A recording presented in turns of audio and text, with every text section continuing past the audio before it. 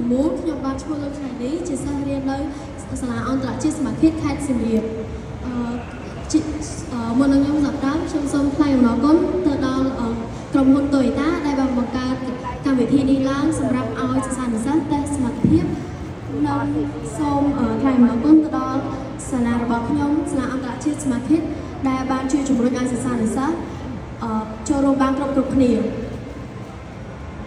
រថយន្តរបស់ខ្ញុំជារថយន្ត Toyota ដ៏ទំនើបមួយដែលបំពាក់នៅប្រព័ន្ធសូឡាដើម្បីជួយកាត់បន្ថយផលចំណាយនិងជួយនៅបរិស្ថានទៀតតាមខ្ញុំសង្កេតមើលរថយន្តសម័យឥឡូវគេតែងប្រើប្រាស់នៅរថយន្តហ្គារ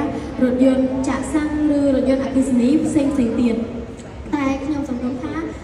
នៅពេលអនាគតអាចនឹងមានរថយន្តប្រើសូឡាដូចរថយន្តនេះដែររថយន្តនេះក៏មានចំណុចពិសេសក្នុងការជួយបរិស្ថានដូចជាមានបំពង់ជួយស្រូបផ្សែងពីរោងចក្រផ្សេងមានបំពង់ជួយស្រូបនៅសម្រាមក្នុងទឹកទន្លេបឹងផ្សេងទៀតហើយក៏មានប្រព័ន្ធ AI ជួយកម្ចាត់មេរោគដូចនៅក្នុងរូបភាពនេះដែរឡាននេះមាននៅ